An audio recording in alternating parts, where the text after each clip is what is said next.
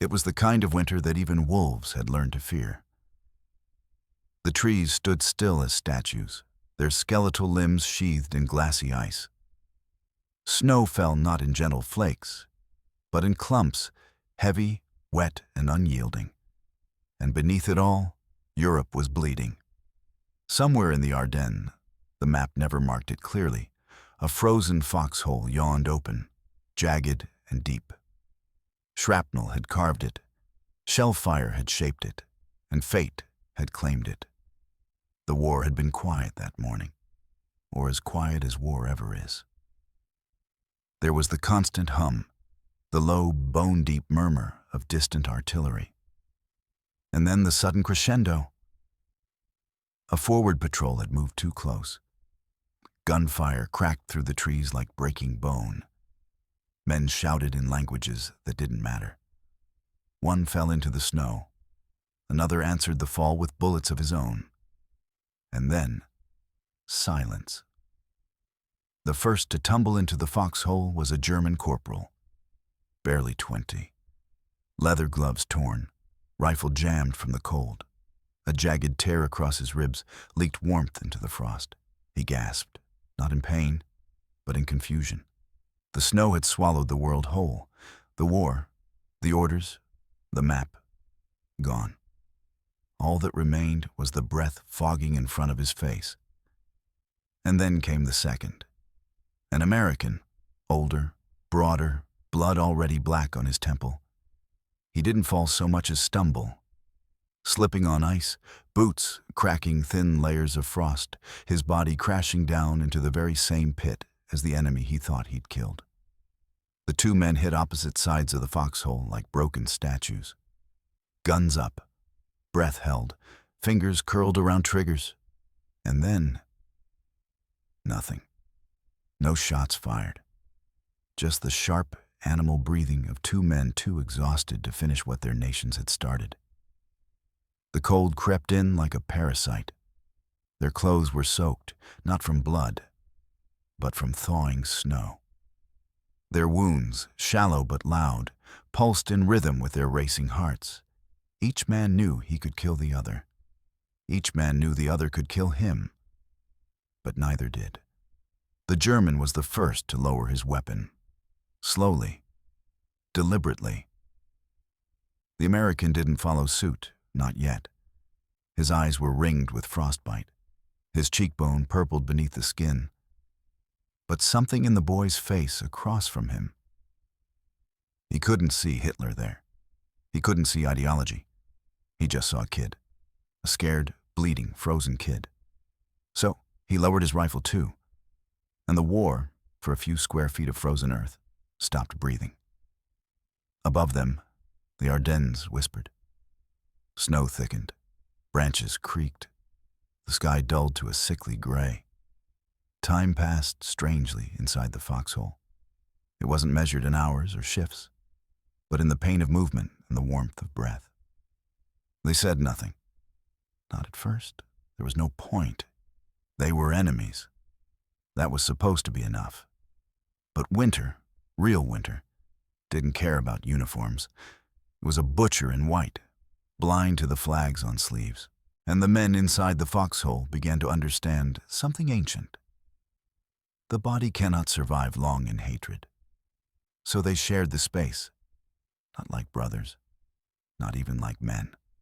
More like animals in a den, conserving heat, facing opposite directions, guns within reach.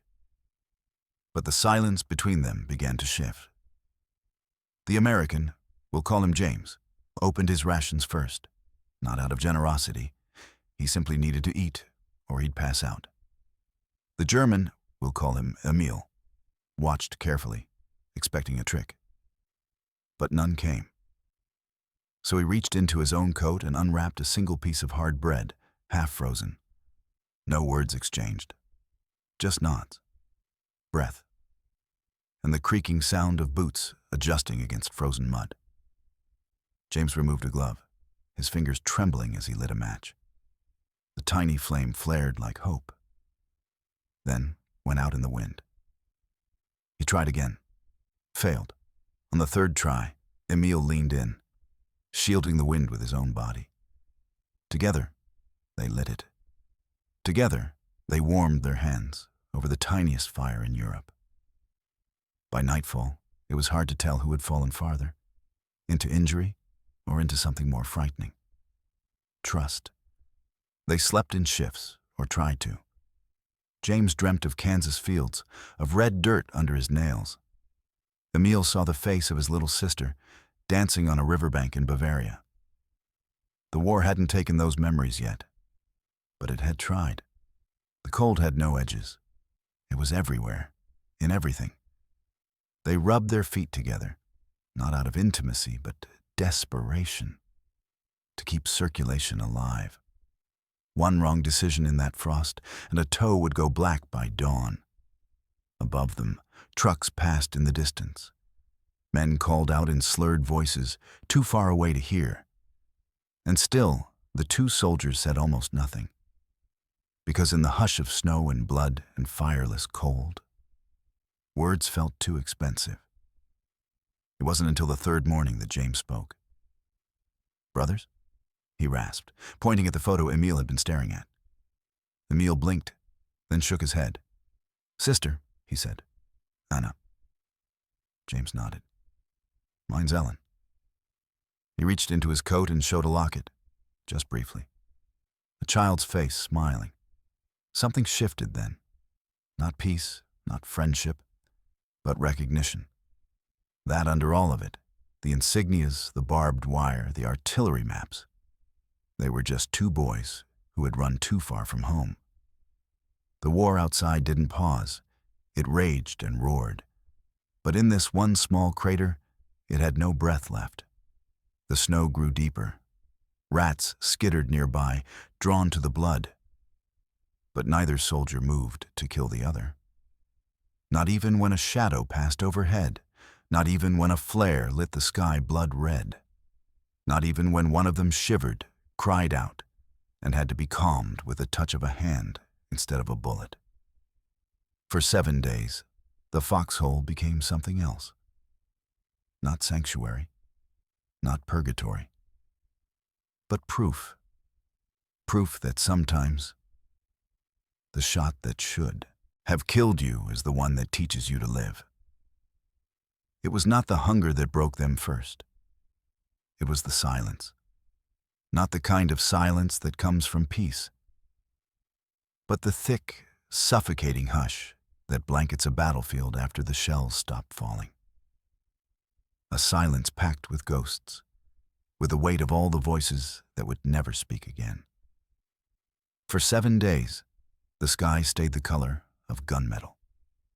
Wind howled across the Ardennes like a wounded beast. The trees didn't sway. They groaned. And deep beneath a drift of snow and splintered ice, in a foxhole carved by war and sealed by weather, two enemies lived like shadows of themselves, waiting for either death or deliverance. The first night was a blur of shivering. They had nothing to burn, no twigs, no rags, no hope, only breath and body heat, and the barest understanding that if they turned against each other now, they would die before the other hit the ground. So they made a choice. They did not speak it, but they made it. James, the American infantryman, broke his last biscuit into 2 jagged pieces and slid one across the frozen mud. Emil, the young German corporal, took it without thanks. Just a glance. Not gratitude, not trust, just recognition. They had both bled in the same snow. By the end of the second day, their food was gone. The tin of rations, the frozen scrap of bread, the chunk of boiled potato in Emil's coat, all gone. Water became snow. They gathered it in helmets, let it melt over their shaking bodies. The taste of dirt and steel was better than the taste of thirst. Their fingers cracked from cold. Blisters burst inside their boots. They shared a single tin of aspirin, trading half tablets as if they were gold coins. 1 tablet for a fever spike, 1 for the leg wound that kept reopening. They barely spoke. There were no politics in the Foxhole, no slogans, no speeches, just the sounds of survival, the scraping of a knife over frozen leather, the hiss of breath through clenched teeth, the wet, rattling cough of lungs filling with cold air. At night, they slept in shifts, or tried to. The cold didn't sleep. It watched them, waited for one of them to stop moving, to close his eyes too long. They curled back to back sometimes, just close enough to survive. But even then, hands rested near weapons, because instinct dies last. By the fourth day, the frost had claimed James's fingers, not fully, but enough to make movement painful. Blackening tips, nails turning blue. He didn't cry out. He didn't need to. Emil noticed, and in a moment neither of them would ever name, the German removed one glove, rubbed James's hand between his own, muttering in a low voice the American didn't understand. It didn't matter. Words didn't matter anymore. Only breath, only heat. Their rifles still lay beside them. But by then, they had become more symbol than threat. Two totems from a different life. The life of orders, uniforms, enemies. Inside the Foxhole, there were no nations. Only men. Only pain. Elsewhere, the world spun on. On the fifth day, while James and Emil melted snow and shared the final corner of a chocolate bar found in a pocket, the generals far behind the lines moved pins across maps. They called it the Ardennes Offensive. They measured it in divisions, in fuel shortages, in tank movements. But no pin on any map marked the Foxhole. No commander knew. No report was filed. The front lines that winter were chaos, frozen in place. In the German rear, fuel had run dry. Soldiers used horse-drawn carts to move supplies. Ammunition froze in crates. Engines refused to start. The mighty Wehrmacht had become a shadow of its former self. Starving, frostbitten, stretched too thin. For the Americans, morale was collapsing just as the temperature was. Infantry units ran out of socks. Gloves were cut from the dead. Some men, refusing to retreat, wrapped their rifles in strips of blanket to keep frost from jamming the bolts. In some sectors, soldiers reported trench foot infections so severe that entire toes came off with the sock. Back in the Foxhole, James's cough worsened. Emil sat quietly, wrapping cloth around the man's ribs, not out of compassion, but out of memory. He had seen that same cough in his father's chest before the war. Tuberculosis. Long before tanks and flame and ash. He tore a strip from his undershirt and dipped it in melted snow, pressed it to James's lips. The American was too weak to argue. They didn't speak much anymore. But sometimes, when the wind howled too loud or the shelling boomed too close, they sang. Not full songs, just fragments. Melodies half remembered from childhood. An American hymn, a German lullaby. Notes hummed softly under breath, blending with the cold. And in that strange, unspeakable harmony, the war retreated a little further each night. On the sixth day they heard footsteps, muffled, distant, then closer. James's eyes widened. Emil's hand reached for his rifle, then stopped, because it wasn't the sound of boots marching. It was a child's voice, too high-pitched, too soft to be real. They looked at each other, neither sure if they were dreaming. Later, they would realize it had been wolves, a small pack drifting between frozen trees in search of carrion. They had passed close, sniffed at the edge of the Foxhole, and moved on. It was the first time in a week either of the men truly smiled. Death had passed them by. Even the wolves had shown mercy.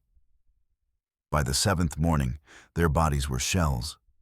Skin cracked, lips bled, stomachs curled inward from emptiness. But they were still alive, still watching the sky for planes that never came. still listening for voices that didn't call, still wondering if the world had forgotten them. And maybe it had. Because that week, headlines read of Hitler's last push, of Eisenhower's fury, of Churchill's visit to frontline towns, but not of them. There was no reporter for two enemies who didn't kill each other. No photographs for men who chose to survive together, not die apart.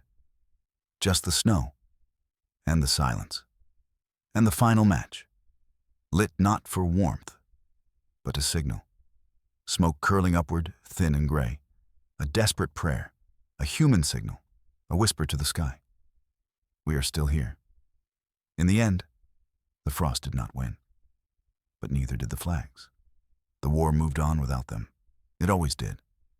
By the 7th day in that foxhole, while Emil and James melted snow in helmets and rationed silence like breath, the front lines had shifted. Maps changed hands. Orders were redrawn. And their names, once scribbled hastily on a manifest or whispered in the back of a convoy truck, disappeared into snowdrifts no one would bother to check.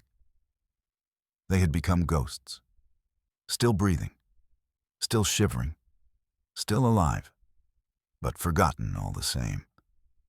Somewhere behind German lines, a junior officer unfolded a crumpled field map under dim lantern light. His gloves were off, fingers numb as he traced the ridgeline where Emil's unit was last seen. A red pencil circled the forest. "Presumed taken," he wrote in the margin, then moved on to the next report.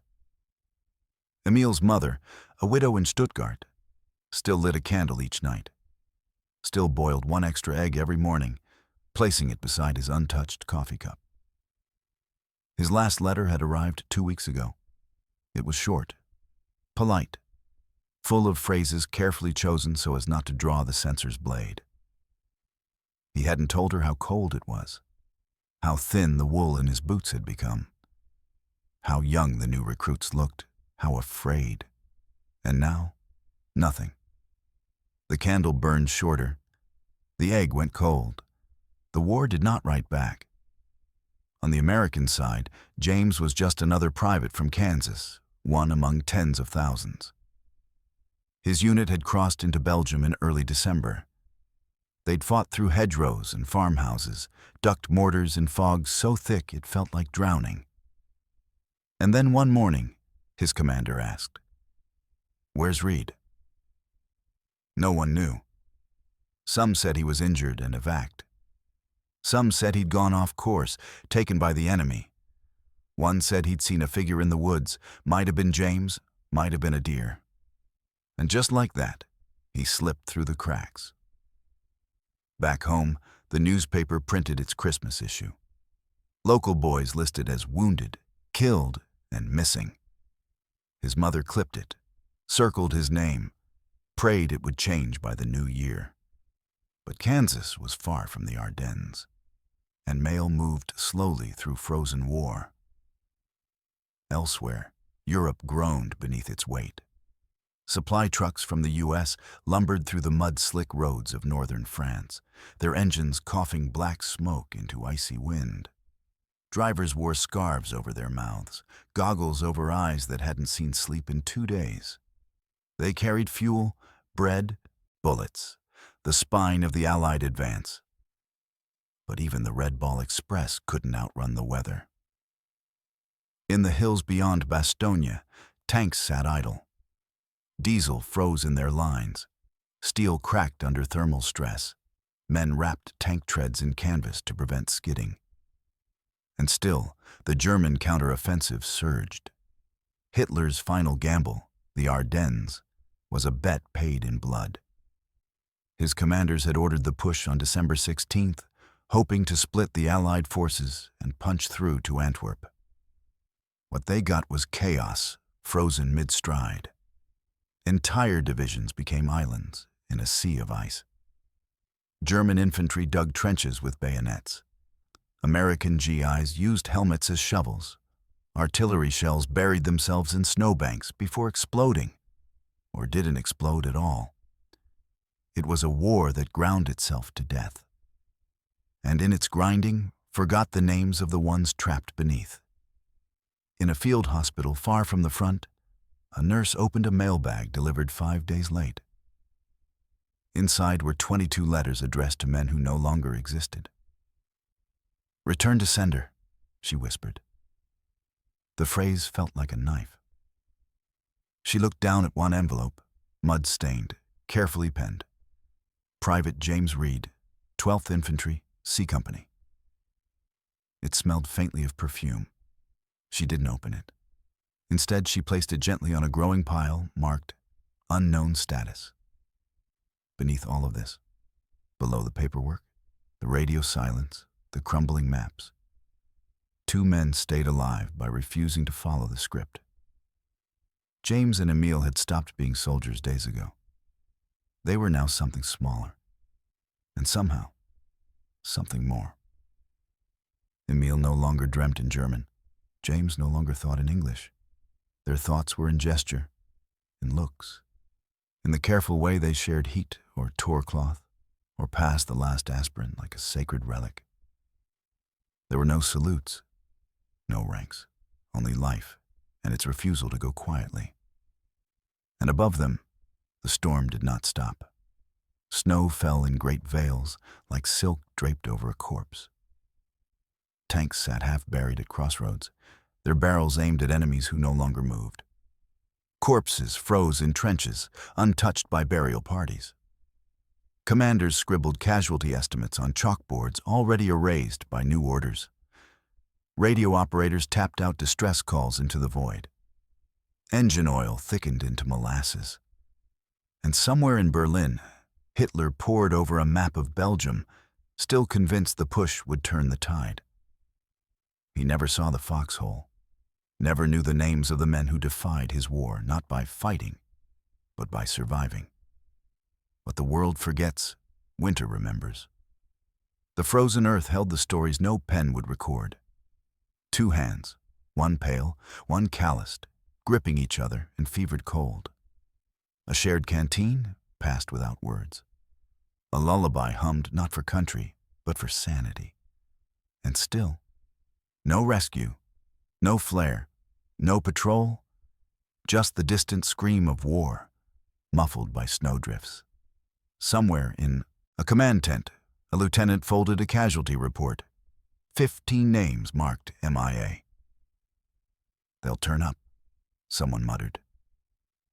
But no one looked. Because in war, the machine cannot pause for the parts that vanish.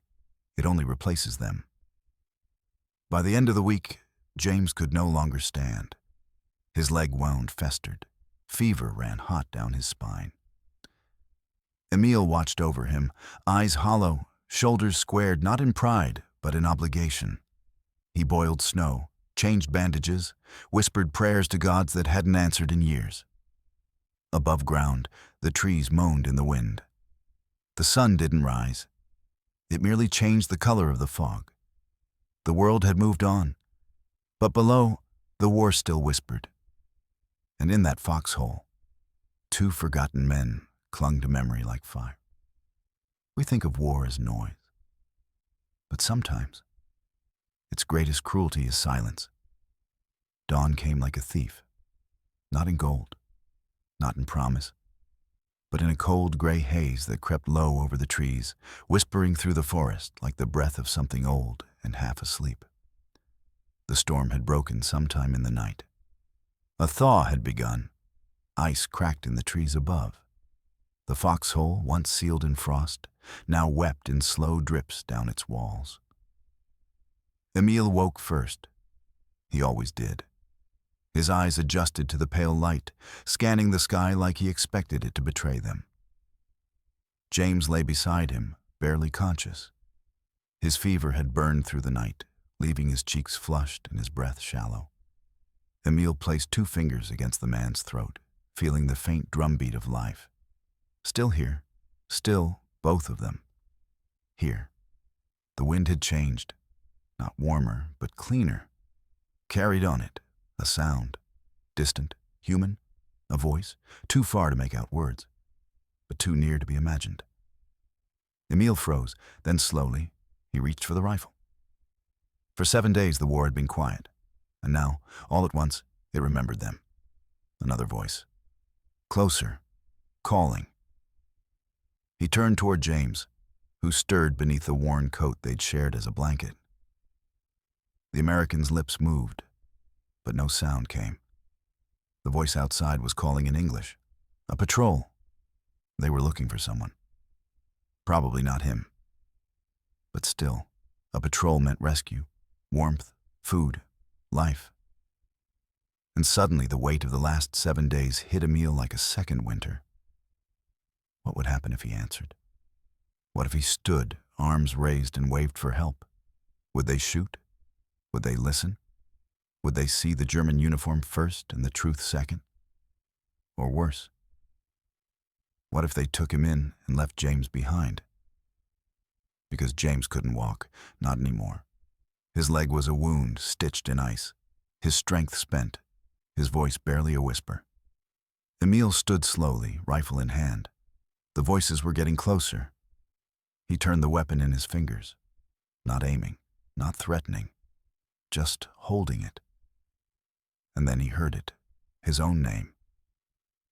Emil, spoken in German, from the other direction. His breath caught in his throat. That voice, it hadn't come in dreams. It was real, familiar. It was Müller, a radio man from his old platoon. Emil spun toward the sound, his heart pounding against the threadbare wool of his coat. They were both being searched for. 2 patrols, 2 directions, 2 sides, 2 choices. He looked down. James was awake now, barely. But he'd heard. His eyes met Emil's. They didn't speak. They didn't have to. Because in that look was everything. The fear, the pleading, the question. Which one of us gets saved? There was only one bullet left between them, a single round. It sat in the American's pocket, tucked beneath a locket from home. James had joked about it once. A last resort, if the frost came too fast or the wolves came too close. But now, it was no joke. Now, it was the only truth between them that still had edges. Emil reached inside the pocket and retrieved the bullet. He held it up in the morning light, the brass casing catching a brief glint of sun through the trees. James didn't flinch. He only watched. The forest above was no longer still. Branches snapped. Footsteps. 2 voices now, both calling, both closing in. English on one side, German on the other. War hadn't forgotten them after all. It had simply been waiting, testing. And now it asked the final question, not who wins, but what will you become? Emil looked back down at James, the man who had once pointed a gun at his face, who had shared half a chocolate bar without words, who had burned with fever and trusted him anyway. He knelt beside him. "Do you trust me?" Emil asked, voice low and raw. James blinked. A nod, barely visible. Then Emil stood. He turned, hands raised, and shouted, in English, "Help! Over here!" The trees answered first. A rustling, a command barked, then boots pounding against slush, American voices, and behind him, German ones too they'd heard. They were converging. He had done it. He'd invited both in. He dropped the rifle, raised his arms higher, stepped out into the open. Gun barrels met him, shouted commands in both tongues. He didn't resist. He pointed to the foxhole. "American," he said.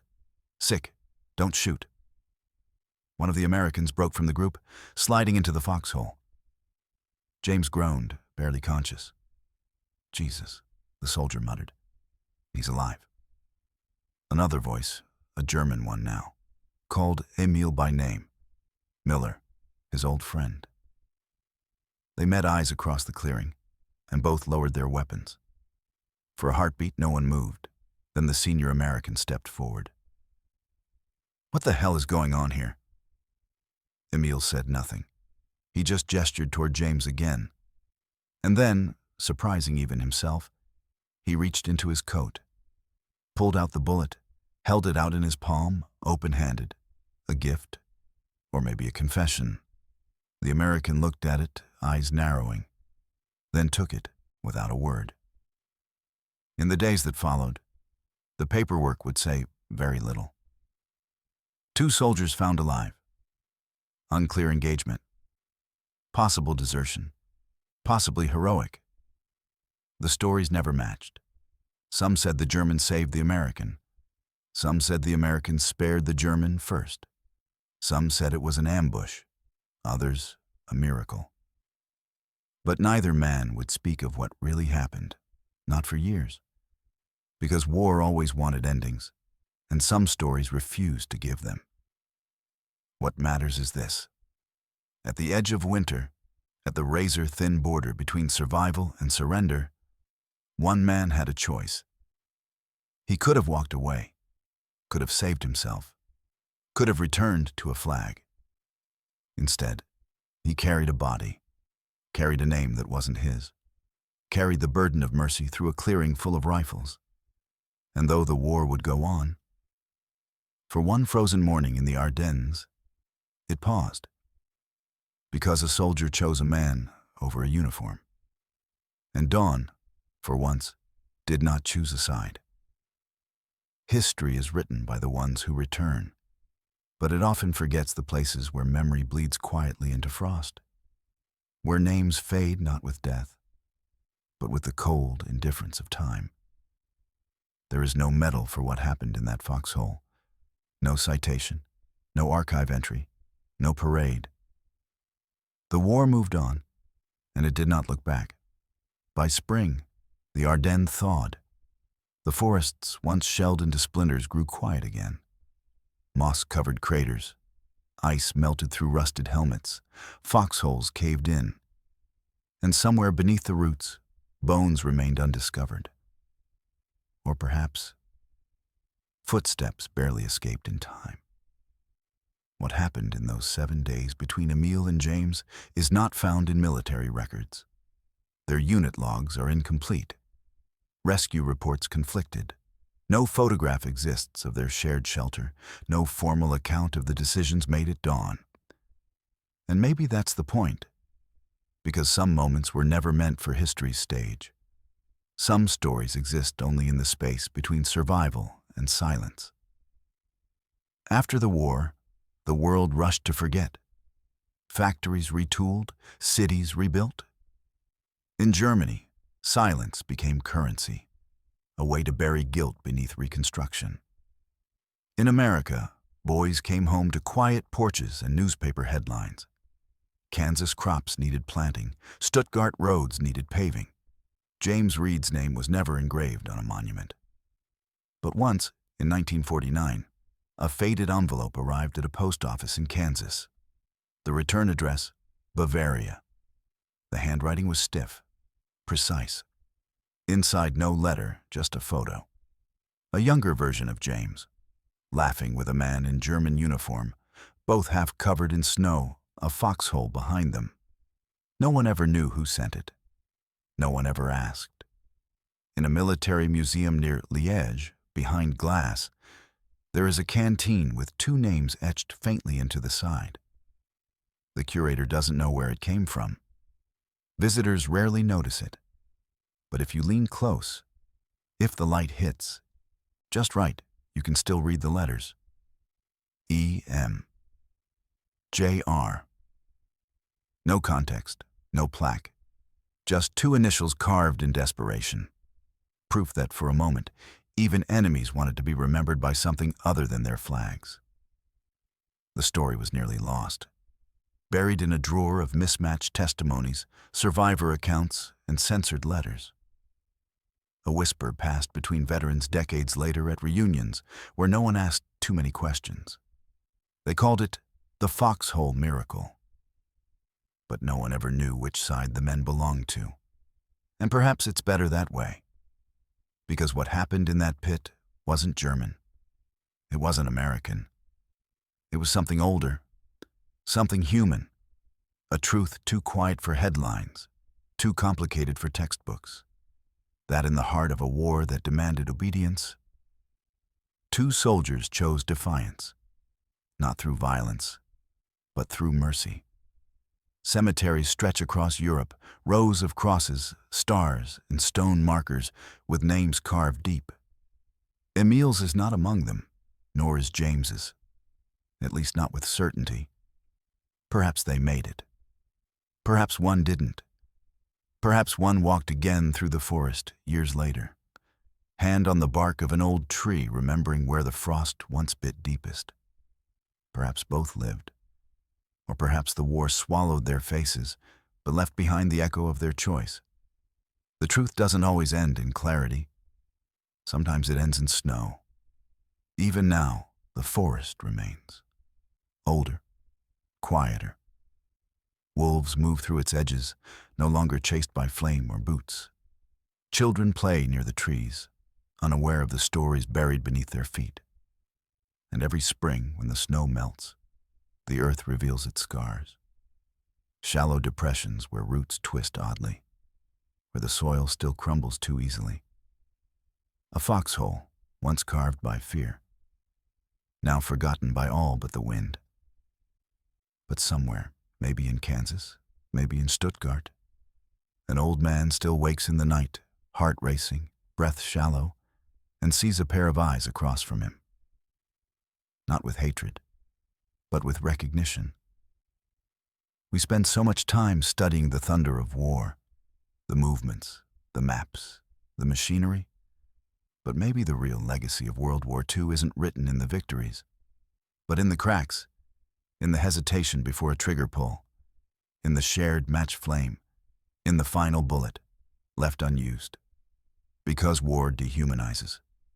And yet, in the most impossible places, a frozen pit, a muddy crater, a dying forest, it also teaches us what it means to be human. And so, the story ends where it began, in silence. Not the silence of fear, but the kind that lingers after something sacred has passed through. A bond unspoken, a mercy unrecorded, and history, for all its books and bullets, never found their names.